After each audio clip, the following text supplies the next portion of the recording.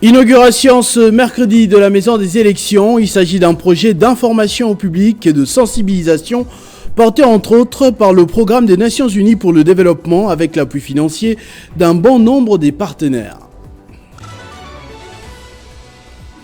Peter Tiani a remercié ce mercredi Jean-Marie Kassamba d'avoir pesé de tout son poids dans sa libération après son interpellation la semaine passée. Le président des journalistes de Kinshasa a appelé toutes les parties au respect des règles du jeu. La famille de Chérubin Okende demande à récupérer la dépouille du député national assassiné le mois dernier à Kinshasa. Elle n'apprécie pas que la justice continue de garder les résultats de l'autopsie effectuée depuis 2 semaines selon ses avocats. Le patron de Wagner, Evgeny Prigojine, serré sur la liste des passagers d'un avion qui s'est écrasé ce mercredi 23 août en Russie où 10 personnes étaient à bord alors qu'il effectuait une liaison Moscou-Saint-Pétersbourg. Selon l'agence de presse russe TASS, aucune personne n'a survécu dans cette tragédie. Mesdames et messieurs, bonsoir. C'est avec d'abord ce dernier titre national que nous ouvrons ce journal. Nous avons appris cet après-midi que la famille de feu Chérubin Okende veut récupérer la dépouille du député national assassiné le mois dernier à Kinshasa. Près de 2 mois après sa brutale disparition, les circonstances ayant conduit à ce meurtre ne sont toujours pas connues malgré l'autopsie réalisée il y a une quinzaine de jours.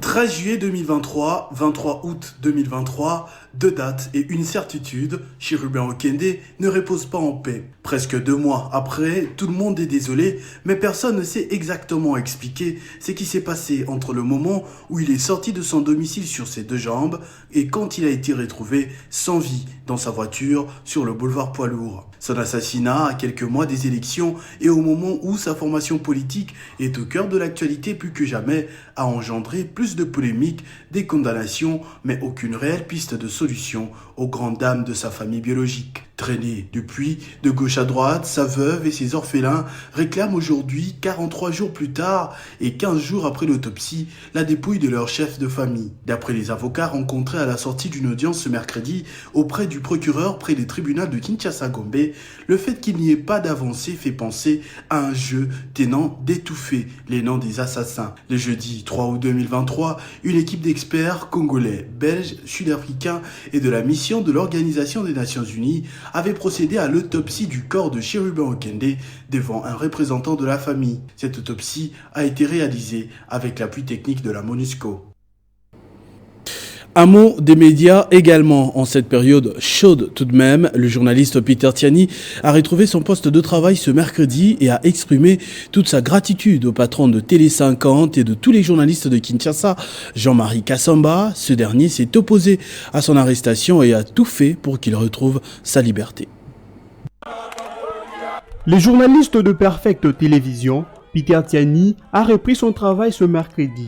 4 jours après son arrestation, le public lui demeure fervent. À son arrivée, ici à la galerie présidentielle dans la commune de la Gombe, c'est une scène de liesse qui résonne et alerte des environnants.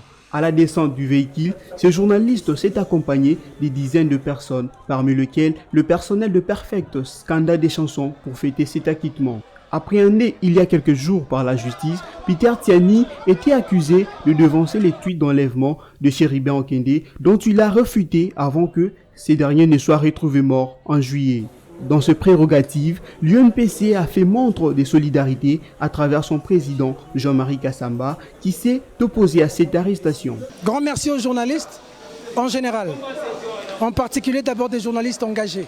Grand merci au président de l'UNPC Kinshasa, Jean-Marie Kassamba, qui a haussé le temps pour moi. C'est dommage que des structures, des organisations de la défense des journalistes n'ont pratiquement rien fait, m'ont abandonné. C'est le constat malheureux. Aucune structure crédible n'a haussé le temps pour moi au Congo. Mais merci pour la presse, merci pour Télé 50. Dans tout ce que nous faisons, le plus important, c'est la vie du Congolais. Après ces moments, il s'est entretenu avec des stagiaires de son média qui l'ont vu être interpellés par la justice samedi dernier. Cependant, Peter Tiani dit rester défenseur de la vérité en dépit de cette arrestation dont il a déploré la procédure. Et à ce propos, Jean-Marie Kassamba a demandé à la presse de se comporter de manière exemplaire et à toutes les parties de respecter la procédure. Dans un tout autre contexte, le président de l'UNPC Kinshasa a été reçu par le ministre de tutelle en compagnie du comité scientifique. Celui-là qui a pris part aux travaux préparatifs du congrès de l'UNPC national. Patrick Mouyaya a donné ses assurances quant à la disponibilisation de fonds pour la tenue de cet événement qui aura lieu en dehors de Kinshasa, comme c'est bien souvent le cas. Kinshasa, c'est le miroir de la République. Tous les grands médias sont ici à Kinshasa. Nous avons fait un travail de toilettage de ce texte. On peut dire aujourd'hui que les tendances qui pouvaient avoir un débat entre elles, les personnes qui pouvaient peut-être avoir quelques frictions entre elles, tout ceci est derrière nous. Nous travaillons tous pour que ce congrès se tienne assez rapidement, dans les bonnes conditions, de sorte que le comité organisateur qui sera mis en place dans quelques jours soit représentatif. Et j'invite tous les journalistes, tous les professionnels des médias de Kinshasa à adhérer à cette nouvelle dynamique pour que ce congrès se passe dans la paix, la sérénité. Et c'est l'occasion ici de féliciter le comité scientifique qui a fait un travail de qualité. Nous saluons les pragmatismes de M. le ministre qui hier a reçu les documents des conclusions des travaux du comité scientifique et aujourd'hui nous a invités pour une réunion pratique sur la faisabilité de toutes les recommandations qu'on a pu formuler hier. Donc aujourd'hui, nous sommes rassurés que le congrès doit se tenir au plus tard la fin du mois de septembre. Et parce que le ministre est engagé, et comme notre porte-voix du gouvernement, de pouvoir tout faire, tout mettre en œuvre pour qu'il y ait levé des fonds. C'est une information que nous venons à peine d'apprendre. Le patron de Wagner, Evgeny Prigojine, serait sur la liste des passagers d'un avion qui s'est écrasé ce mercredi 23 août en Russie, où 10 personnes étaient à bord alors qu'il effectuait une liaison entre la capitale et Saint-Pétersbourg. Selon l'agence de presse russe TASS, aucune personne n'a survécu à cette tragédie. Pour en parler, nous recevons en urgence sur ce plateau, en direct, Jean-Marie Kassamba, éditorialiste qui a longuement abordé cette question il y a encore quelques jours. Bonsoir et bienvenue. Merci. D'entrée de jeu, il se pose énormément de questions après avoir appris cette nouvelle. Mais d'abord, est-ce que le patron de Wagner avait une cible sur sa tête, à votre avis? Absolument. Prigojine, c'était l'ancien cuisinier de Poutine. Reconverti dans les affaires et surtout s'est intéressé à cette société de sécurité privée, ce qu'on peut appeler le groupe Wagner, mais qui est en réalité le bras armé de Moscou lorsque ce n'est pas l'armée nationale qui fait le travail, ce sont ces groupes comme les Américains utilisent bien les sociétés privées de sécurité, la guerre en Irak ou les Européens, la France par exemple avec la Légion étrangère.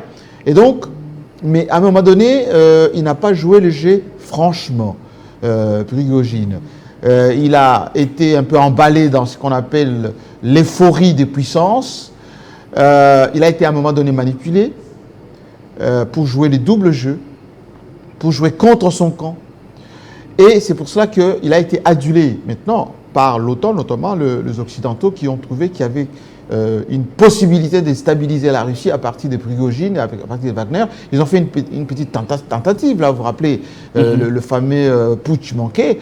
Et Poutine avait dit, à cette époque-là, il faut se rappeler que c'était une trahison. Et en Russie, ça ne blague pas la trahison, et surtout pas en ce moment. Alors, il n'a pas été éliminé, Prigojine, tout de suite, parce qu'il fallait gérer d'abord la réorganisation de Wagner. Une partie est partie en Biélorussie, une partie est rentrée en Afrique, une partie a été réintégrée au sein de l'armée. Mais Prigojine commençait encore à vouloir renaître de ses cendres. Et je pense qu'il avait beaucoup humilié le haut commandement de l'armée russe, notamment Shoigu, le ministre de la Défense. Le ministre de la Défense, et que je ne pense pas que c'est Poutine lui-même qui aurait donné l'ordre de l'éliminer. C'est plus, je pense, l'armée qui a été éliminée. Parce que c'est aussi ça la question. Oui. À qui profite vraiment en premier cette disparition? Parce qu'il a souvent été présenté du côté de l'Occident comme quelqu'un de plus radical que Vladimir Poutine. Ça, c'était un jeu de rôle. c'est d'abord l'élément de Poutine. Il était le bras armé de Poutine pour faire ce qu'on appelle les sales besognes, comme les autres utilisent. Si vous allez en Libye aujourd'hui, la plupart des groupes qui sont là-bas terroristes, ce sont des groupes manipulés par des services étrangers, etc.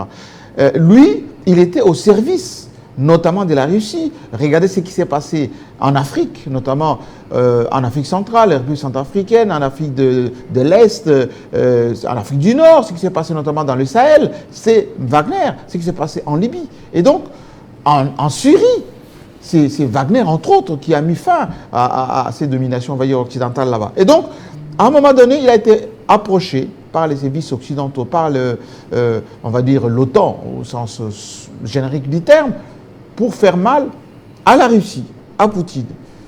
Et ça s'est payé cash. Là, il vient de payer cash. Forcément, je pense, soit la garde nationale, soit l'armée nationale, soit naturellement le FSB, parce que tous ici, Prigojine n'arrivait plus à respecter. Et donc, on lui a demandé à un moment donné de se calmer, d'aller en Biélorussie. Apparemment, il avait encore du répondant au sein de l'armée. Voilà, une fin tragique de quelqu'un qui voulait se prendre plus gros que le ventre. Alors, quand on évoque son œuvre, Wagner, justement, on ne peut pas parler, on ne peut pas manquer de parler de l'Afrique, voulais-je dire, oui. Parce que c'est ce bras armé que vous évoquez tout à l'heure opère dans quelques pays, notamment au niveau de l'Ouest. Maintenant que le cerveau n'est plus là, est-ce que cela va déstabiliser un peu cette propension que prenait la Russie en Afrique? Prigojine n'était pas le cerveau de Wagner. Il n'était que commandant, superviseur de l'armée, de ce Wagner. Wagner, c'est la structure, le bras armé, je vous ai dit, de l'armée russe. C'est dans la mosaïque des moyens que Poutine utilise pour rayonner dans le monde. Toutes les grandes puissances utilisent les sécurités privées. Et donc la mort de Prigojine ne signifie pas la mort de Wagner. Ça ne signifie pas la désorganisation de Wagner. Rappelez-vous, c'est que le ministre russe des Affaires étrangères avait dit, lorsqu'on a dit, est-ce que Poutine, maintenant que Prigojine est en train de se mal se comporter, est-ce que c'est la fin de Wagner, notamment en Afrique? Il avait dit non. Et donc Wagner va continuer, il va trouver un nouveau superviseur dans pas longtemps, un autre commandement dans pas longtemps. Mais la politique de Poutine en Afrique et à travers le monde, via notamment de Wagner, ça va continuer. Et d'ailleurs, Wagner ne fait pas que la guerre, on va dire, avec des armes. Wagner, c'est de la communication d'influence. Wagner, c'est la communication numérique. Wagner, c'est aussi les business, dans le pétrole, dans le diamant, dans la matière première, mais aussi dans la vente d'armes. Et donc, tout ceci ne va pas s'arrêter par la mort d'un seul individu. Merci beaucoup Jean-Marie Kassamba pour ces analyses. Merci à vous. Sécurité encore, cette fois à Kinshasa. Le commissaire provincial vient de mettre en place un système original pour combattre le banditisme urbain dans la capitale. Désormais, toute personne qui dénoncera jusqu'à 10 criminels, communément désignés Kuluna, aura droit à un cadeau. C'est ce que Blaise Kilimbalimba a affirmé lui-même lors de sa tournée de prise de contact qu'il a conduit cette fois dans le district de Lukunga. Lukunga est la troisième étape de la tournée du commissaire provincial de la police ville de Kinshasa, Blaise Kilimbalimba. Cette rencontre était pour la prise de contact avec le commandant compagnie territoriale de chaque district. Sur place, les commandants de la ville de Kinshasa est accueilli aussi par la population civile qui décrit la recrudescence du phénomène banditisme urbain, communément appelé Kuluna. Et vu que nous groupissons aussi dans les ténèbres, il y a de l'insécurité pas possible. Alors, pour circuler de ce côté dans des heures tardives, c'est un peu compliqué puisque nous ne sommes pas vraiment pris en considération par notre État. Blaise Kilimbalimba n'a pas tardé à répondre aux préoccupations de ses protégés. Ça, là, makelele, sont comme on est danger. Tant nous sommes déjà maîtrisé. Mais les voisins, ça, là, makelele.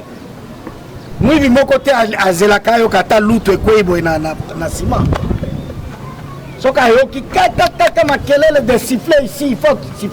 C'est parti avec une parade. Le commissaire provincial de la police de Kinshasa a insisté sur le professionnalisme de la police afin que chacun fasse son travail. La population est invitée à dénoncer du présumé bandit, communément appelé Kuluna, contre un cadeau de la part de la police. Une manière pour cette dernière de prôner la coopération et la collaboration avec la police, car la sécurité est une affaire de tous. Les choses se passent beaucoup moins bien au centre du pays, précisément à Chikapa, dans la province du Kasaï. Godefroid Mikanda Mingu, commissaire supérieur principal, a trouvé la mort cette nuit après avoir tenté de stopper une activité criminelle dans la nuit. Le gouverneur de province Dieudonné Piémé, qui a rapporté la triste nouvelle, affirme que l'officier tentait de sauver ses voisins en compagnie de son fils après un appel de détresse. La balle, qui lui a ôté la vie, avait d'abord effleuré l'oreille de son propre fils avant de l'atteindre. L'accord de joint venture signé entre le gouvernement et la société Primera pour l'exploitation de l'or et d'autres matières doit être renégocié ou cesser d'exister parce que ne répondant pas aux exigences du code minier congolais. C'est ce que pense le député national Alfred Maïcha, qui a déposé ce mercredi une question écrite à 3 membres du gouvernement sur cette affaire. Selon lui, cet accord ne bénéficie nullement à l'État congolais.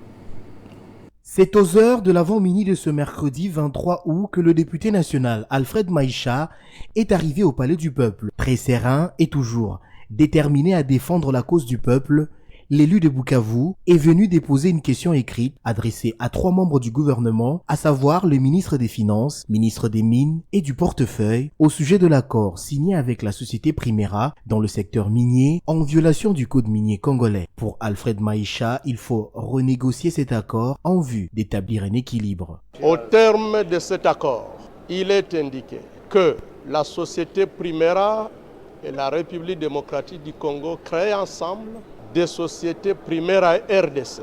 2 sociétés Primera RDC. L'une, Primera Gold, pour l'or, et l'autre, Primera Metals, pour le toit. Il s'agit d'une mafia organisée.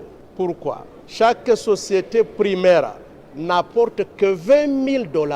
Je dis bien $20 000. Primera Gold, $20 000. Primera Metals, $20 000.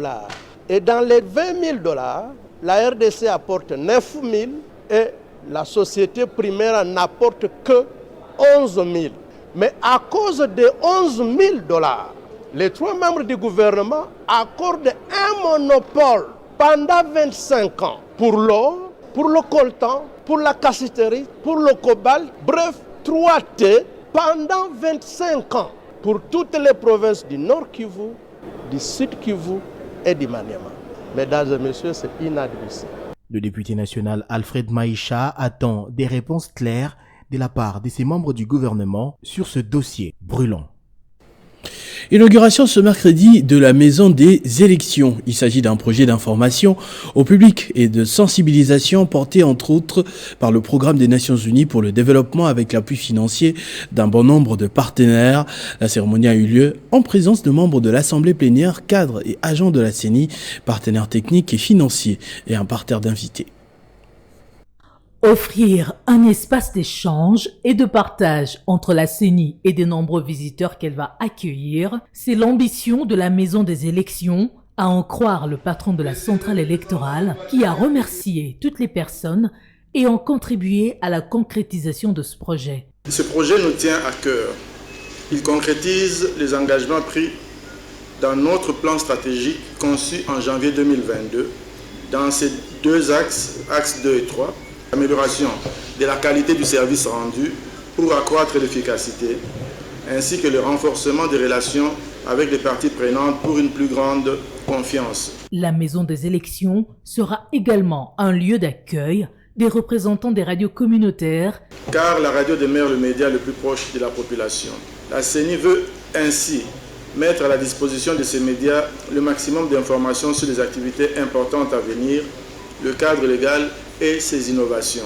Selon le rapporteur adjoint Paul Mouindo, une fois sa stratégie d'interaction avec les acteurs au processus électoral mise en marche, la Maison des élections va favoriser une participation informée et éclairée des électeurs en renforçant l'adhésion électorale pour susciter l'implication et l'inclusion électorale. La coordinatrice du projet, Marie-Laure Yaoné, a pour sa part, mis en exergue l'efficacité de ce moyen de communication que constitue la Maison des élections, qui permettra une plus grande accessibilité et contribuera également à recréer une nouvelle image de l'institution. Puis, S'en est suivi la coupure symbolique du ruban par le président de la CENI avant de dévoiler son enseigne lumineuse devant les invités qui ont également eu droit à une visite guidée. Variante améliorée du Centre d'information électorale, CIEL, ayant existé en 2017, la maison des élections est destinée à toutes les parties prenantes. Et puisqu'on parle des élections au Congo central, la FDC a déposé ce lundi la liste de ses candidats aux législatives provinciales à Matadi. À la tête de la démarche, le président fédéral du regroupement politique, Cédric Nsimba, qui s'est fait accompagner, vous allez le voir, d'une grande foule des Matadiens jusqu'au bureau de la CENI. Pour un dépôt de candidature, c'est une vraie démonstration de force dans la ville de Matadi. Une mobilisation à la suite de 3 grandes personnalités, membres du regroupement politique AFDCA dans le Congo central, le président fédéral Cédric Nsimba Bwanga, l'élu Kisilou Diansiantima Ruffin et le notable Léon Zabolé. La marée humaine les a accompagnés jusqu'au bureau de réception et de traitement de candidature où la FDCA a déposé la liste de ses candidats à la députation provinciale. Un ticket de Matadien de naissance. Vous avez vu la foule qui nous a accompagnés. Chacun de nous a mobilisé une partie de ses bases pour que nous venions ici déposer nos candidatures. Comme président fédéral, je lance donc le message à tous les présidents territoriaux et urbains qui ont reçu les documents venant de Kinshasa que nous avons apportés de déposer. C'était une occasion donc de lancer par son représentant le dépôt de candidature pour le compte de la FDCA en province. Donc pour moi, ici, je suis en train de lancer officiellement le dépôt de candidature de Kassangoulou à Mwanda pour le compte du regroupement politique AFDC et allié que j'engage ici en province, regroupement cher au sénateur Modeste Baal Siloukoub, qui nous remercions. Comme président fédéral, mon travail c'est de fédérer tous les candidats. Nous pouvons être sur la même liste. Pour moi, le travail n'est pas de créer des zizanies au milieu des candidats. Pour moi, le travail, c'est de rassembler. Classé parmi les 10 personnalités politiques influentes de la ville de Matadi, Cédric Nsimba a affirmé que sa candidature était sous le signe du changement. Mobilisation des recettes en République démocratique du Congo. La Direction générale des recettes administratives, judiciaires, domaniales et participations et de l'Agence des zones économiques spéciales ont apposé leur signature sur les documents marquant le protocole d'accord entre ces deux institutions de l'État. C'est dans le but d'encadrer des recettes non fiscales de l'État qui seront mobilisées au sein de l'AZES. Faciliter la collaboration entre la Direction générale des recettes administratives, judiciaires, domaniales et des participations et l'Agence des zones économiques spéciales, tel est l'objectif de ce protocole d'accord.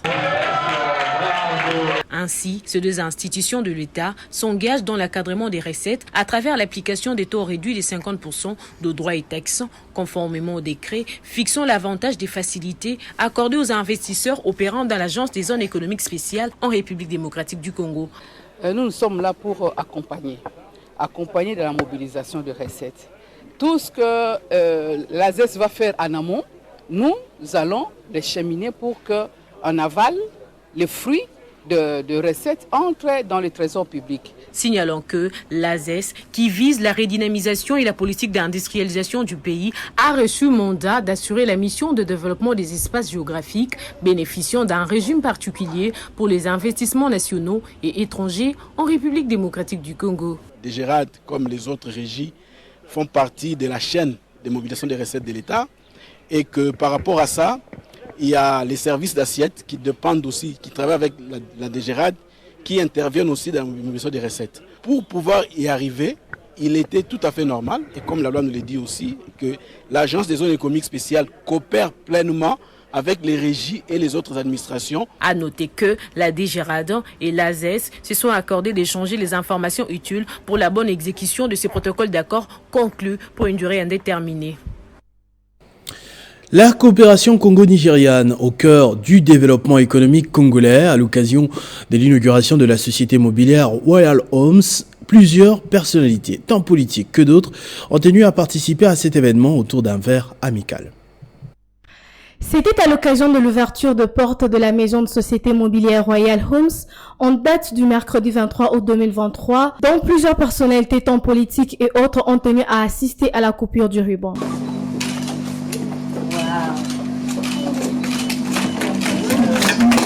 Dans la même optique, Le président du Sénat, Modeste Bahati Lukwebo, a tenu lui aussi à s'exprimer. L'investisseur ne va pas là où il n'y a pas la sécurité physique. L'investisseur ne va pas là où il n'y a pas la sécurité juridique. L'investisseur ne va pas là où il ne va pas gagner de l'argent. Et toutes ces trois conditions sont réunies. C'est ce qui prouve qu'aujourd'hui, en venant couper les rubans symboliques de ce grand magasin Royal Home où on vend les meubles de qualité, mais à des prix différents parce que toutes les bourses sont admises ici. Le directeur général de Royal Homes s'est vu satisfait de l'engouement des Congolais, mais également de l'implication du gouvernement congolais dans le milieu de la coopération congolaise nigérienne dans le secteur immobilier et entrepreneurial. A wonderful country. I advise my Congolese brothers to stand up and take possession of their economy. This is a great economy in Africa. This is an unchallenged economy. L'Organisation des Nations Unies pour le développement industriel, ONUDI, en sigle, par son représentant Jean Bako, le directeur régional pour l'Afrique centrale et l'Ouest, basé au Nigeria, a tenu lui aussi à s'exprimer. That will be the royal ones. I love royal furnitures like the one we're sitting on right now. So this is royal furniture, and because it speaks more. Et pour finir, la maison Royal Homes vous invite à visiter ses locaux.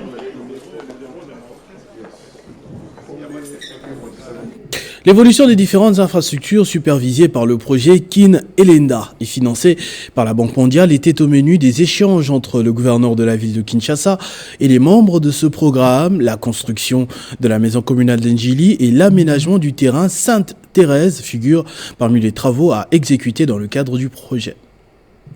Il était question pour la délégation du projet Kin Elenda de faire part au gouverneur de la ville de Kinshasa de l'évolution de travaux à l'intérieur de la station Snell Funa pour rétablir sa capacité à 100%. Cette capacité qui a été dégradée depuis les inondations de février dernier, à en croire Victor Routalira, chef de la délégation. Nous avons porté à la connaissance du gouverneur les autres projets, les autres activités du projet Kin Elenda. Cette délégation a également informé à l'autorité urbaine d'autres projets, notamment les démarrages dès septembre prochain des travaux de construction du centre des formations professionnelles de l'INPP dans la commune de Maluku. Démarrage des travaux qui vont avoir lieu à Kisenso à partir du mois de novembre. Ce sont des travaux de lutte anti-érosive, mais également des travaux d'adduction d'eau. Pour sa part, le chef de l'exécutif provincial, Jean-Tini Ngobila, attend que ces différents projets salutaires pour la population quinoise puissent démarrer effectivement. Il a donc invité le chef de projet Kin Elenda à s'activer à ce que tous ces projets aillent de l'avant. Le projet Kin Elenda regorge beaucoup de programmes, entre autres les avancées enregistrées relatives à l'inauguration et à la mise en œuvre du module 1 du complexe industriel de traitement d'eau potable d'Ozone Ngaliema, permettant à la Régie des eaux de disposer d'une production supplémentaire de 110 000 m3 par jour pour l'approvisionnement de la ville de Kinshasa dans sa partie ouest. Les motocyclistes et tricyclistes du Lualaba vont bénéficier d'une formation gratuite durant 60 jours. Une initiative du gouvernement provincial en partenariat avec la Commission nationale de prévention routière, la CNPR Lualaba. Le lancement officiel a eu lieu ce mercredi sous les auspices de la gouverneure de province Fifi Masuka Saini. C'est à la tribune du cinquantenaire de Kolosi que la gouverneure du Lualaba a officiellement donné le go de la formation en faveur des motocyclistes et conducteurs des tricycles de sa juridiction. À son arrivée, la chef de l'exécutif provincial a été ovationnée par l'assistance qui chantait à l'honneur du président Tshisekedi. Organisée en collaboration avec la direction provinciale de la Commission nationale de prévention routière, CNPR, cette formation gratuite est axée essentiellement sur le code de la route, le civisme, la conduite défensive ainsi que le secourisme. Le démarrage est prévu pour jeudi 24 août 2023. Dans son allocution, le directeur CNPR Lualaba a salué cette initiative de la gouverneure Masuka préoccupée par la réduction considérable des cas d'accidents routiers. Pichundaï, ministre provincial de Transport et Voies de Communication, a pour sa part invité les participants à plus d'assiduité afin d'être outillés sur plusieurs matières de ce secteur. Marie-Thérèse Masuka Saini a félicité cette catégorie de ses administrés pour d'énormes services qu'ils rendent à la société et les a appelés à tirer profit de ce séminaire de renforcement des capacités dont la durée est de 60 jours. La gouverneure Masuka s'est donné le temps de récolter leurs doléances, promettant de s'y pencher pour des solutions appropriées. En guise de reconnaissance, Olivier Moukaba, directeur provincial de la CNPR, a décerné un brevet à Marie-Thérèse Masuka. Les bénéficiaires ont remercié l'autorité provinciale qui manifeste toujours le souci de les valoriser. Par rapport à cette formation qu'on nous a invités pour suivre ça. Renforcer encore plus les mesures de sécurité de la mine d'uranium de Chinkolobwe, interdite d'exploitation par le gouvernement central, c'est l'objectif de la mission effectuée sur ce site par le gouverneur de province Jacques Kabula Katoué, accompagné du Conseil provincial des sécurités.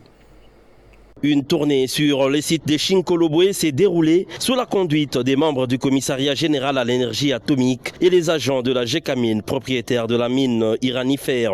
Le chef de l'exécutif provincial et les membres du conseil provincial des sécurités ont eu une idée claire sur la prise en compte des mesures de sécurisation de cette zone interdite d'exploitation par le gouvernement central. Les explications sont données par le chef d'antenne Robert Luamba Ilonda. On a fait des tranchées et nous avons laissé cette entrée pour pouvoir accéder à la zone interdite. Donc la seule entrée autorisée, c'est celle-ci. Donc s'il y a d'autres, tout autour, c'est des tranchées. Sur place, le gouverneur de province Jacques Kabula Katoué a émis le vœu de renforcer encore plus les mesures sécuritaires sur toute la zone interdite des Chinkolobwe qui s'étend sur 6 carrés miniers, l'équivalent de 60 hectares. Nous, en tant que gouvernement provincial, nous veillons à la sécurité de ces sites. Et donc, nous voudrions nous rassurer que rien ne sort sur les sites de Chinkolobwe. Effectivement, rien ne sort, vous avez vu avec nous. Et donc, toutes les mesures de sécurité sont là, sont réunies.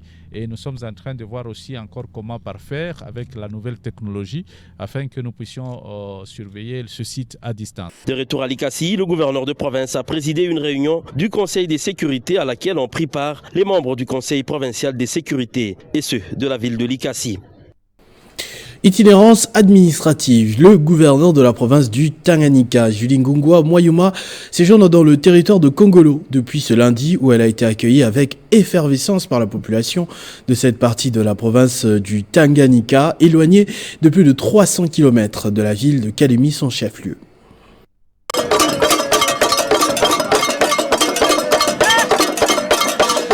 Excellence, Madame le gouverneur, bienvenue. Nous vous accueillons à cœur et en esprit. C'est sous cette euphorie exaltante des foules immenses qu'elle a été accueillie ce lundi 21 août par ses frères et sœurs des Congolo. À l'aérodrome, toutes les couches représentatives sont rangées par les protocoles pour un accueil délirant. Julingungwa Mwayuma, gouverneur de la province du Tanganyika, foule les sols de ses ancêtres dans le cadre de l'itinérance administrative à l'intérieur de sa province, un mois seulement après sa réhabilitation par la Cour constitutionnelle. De l'aérodrome des Congolo à la place du monument BCC, c'est environ 3 km d'une marche à pied au milieu des foules innombrables. Amassée de manière compacte à ce rond-point quadriangulaire, la population de Congolo a eu droit à une adresse unitariste de l'autorité provinciale dont le message est axé sur l'amour, l'unité et le travail. Batoto ya Kongolo, mukiniona hapa ni kwa ajili ya mamlaka ile chef de l'État Félix Antoine Tshisekedi Tshilombo alinipatia. Dans une ambiance électrique, Julingungwa Mwayuma, qui s'est senti fier d'être accueilli en reine par les partis politiques de toutes les tendances, la notabilité de l'ensemble du territoire et une population en liesse, a cédé son honneur en faveur du chef de l'État, Félix Antoine Tshisekedi Tshilombo. Pour améliorer la vaccination des habitants du Olomami, la gouverneure de province a reçu la délégation de la fondation Bill et Belinda Gates. C'est bien dans cette province que nous terminons ce grand tour de Katanga. La délégation de la fondation Bill et Belinda Gates, conduite par Amin El Mourid, a été reçue par la gouverneure de la province du Olomami, Isabelle Yumba Kalenga Mushimbi, venue pour présenter ses civilités à l'autorité provinciale et la féliciter en tant que championne des gouverneurs de la République démocratique du Congo en matière de vaccination dans les secteurs de santé et les mobiles de leur présence. Nous sommes venus visiter ici la province dans le cadre de notre collaboration dans le protocole d'accord que nous avons signé entre la province, la Fondation Bill et Melinda Gates, USAID et Gavi pour le renforcement de la vaccination des enfants. Tout d'abord, nous sommes venus féliciter la gouverneure pour le travail et le leadership qu'elle a eu pour le programme de vaccination. Comme vous le savez, la province du Olomami s'est démarquée avec les couvertures vaccinales les plus élevées en RDC l'année passée. Nous sommes venus aussi discuter des échanges et des collaborations que nous pouvons faire au cours des prochains mois et des prochaines années, non seulement pour atteindre tous les enfants et pour arrêter les épidémies de polio qui sévissent dans la province. Saisissant la balle au bande, la gouverneure du Olomami, Isabelle Yumba Kalenga Mushimbi, leur a souhaité la bienvenue dans sa chère province et leur a promis que la vaccination est et demeure parmi ses priorités pour le bien-être de sa population. Clôture lundi dernier dans le secteur de Kibali en territoire de Ouatsa, province du Haut-Uélé, de la croisade évangélique internationale dénommée Durba pour Christ. Au cours de cette activité, un diplôme de mérite avec 2 médailles d'or ont été remis à Samuel Machando, opérateur économique de renommée internationale. La clôture de ces grands événements a connu l'intervention de 3 orateurs qui ont développé la thématique des secrets du mariage. Cette croisade évangélique internationale, dénommée Durba pour Christ, a réuni les femmes des différentes églises ayant massivement répondu à cette cérémonie riche en couleurs. Les moments forts de cette activité étaient la remise d'un diplôme de mérite avec 2 médailles d'or au digne fils de la Grande Orientale, Fénis Samuel Machando, opérateur économique de renommée internationale, de par ses œuvres dans plusieurs domaines de la vie nationale. Le numéro 1 d'Inter-Oriental, Blunder, Iob en cycle, a partagé l'héritage lui légué par sa défunte mère biologique, dont l'amour du prochain et l'amour de Dieu. Tu peux te tromper, mais tu ne peux pas tromper la conscience. Quelqu'un qui est assis, tu sais dire que si Jésus-Christ arrive maintenant, je vais au ciel ou je vais en fait. Il y a une chose, si je ne fais pas une journée, ça me rend malade. C'est de ne pas m'entretenir avec Jésus, ou soit dans la prière. Il y a de cela presque 10 ans. Une petite histoire, ma mère, avant de décéder, donc avant de se marier, c'est cette affaire. Et ça crée un Il a en outre félicité les organisateurs de cette croisade dans les secteurs de Kibali, en territoire de Ouatcha, dans la province du Haut-Uélé, et ce, dans une ambiance bon enfant que la cérémonie s'est clôturée. Dans la province du Haut-Uélé, le vice-gouverneur Christian Pitanga a clôturé l'atelier de renforcement des capacités opérationnelles des acteurs intervenant sur la chaîne de dépenses publiques provinciales et c'était en présence de plusieurs délégués. Mise en place terminée ici dans la salle polyvalente de la résidence officielle du gouverneur, cet atelier de renforcement des capacités opérationnelles de ces acteurs intervenant sur la chaîne des dépenses dans le Haut-Uélé tombe les rideaux par ces discours du vice-gouverneur Christian Pitanga, représentant du gouverneur Christophe Bassia Nanga, empêché. Au président de la République, son Excellence Félix Antoine Tshisekedi Tshilombo, garant du bon fonctionnement des institutions, dont l'engagement en faveur du développement de notre cher et beau pays à partir de la base lors du lancement de cet atelier. Son Excellence Bassia Nanga avait émis le vœu de voir tout le monde capitaliser la présence des experts. Tenu à l'initiative du ministère provincial du plan et du budget, avec la facilitation des experts du COREF, le ministre provincial Patrick Bekaneni s'en félicite. L'atelier qui s'achève ce jour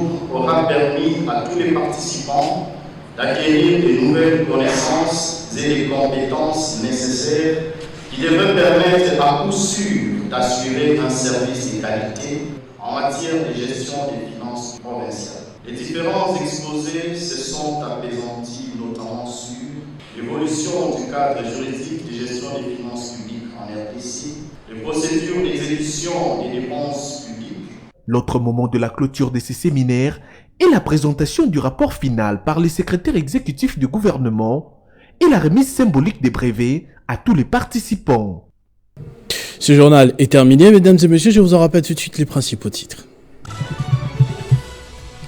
Inauguration ce mercredi de la Maison des élections. Il s'agit d'un projet d'information au public et de sensibilisation porté entre autres par le programme des Nations Unies pour le développement avec l'appui financier d'un bon nombre des partenaires. Peter Tiani a remercié ce mercredi Jean-Marie Kassamba d'avoir pesé de tout son poids dans sa libération après son interpellation la semaine passée. Le président des journalistes de Kinshasa a appelé toutes les parties au respect des règles du jeu. La famille des chérubins Okende demande à récupérer la dépouille du député national assassiné le mois dernier à Kinshasa. Elle n'apprécie pas que la justice continue de garder les résultats de l'autopsie effectuée depuis 2 semaines, selon ses avocats. Le patron de Wagner, Evgeny Prigojine, serait sur la liste des passagers d'un avion qui s'est écrasé ce mercredi en Russie. À bord, 10 personnes. Il effectuait une liaison entre Moscou et Saint-Pétersbourg. Vous avez suivi les analyses de Jean-Marie Kassamba, notre éditorialiste, dans ce journal. À tous et à toutes, mesdames et messieurs, merci de votre attention soutenue. Restez fidèles au programme de votre chaîne Télé 50. Vivez heureux, vivez 100 ans.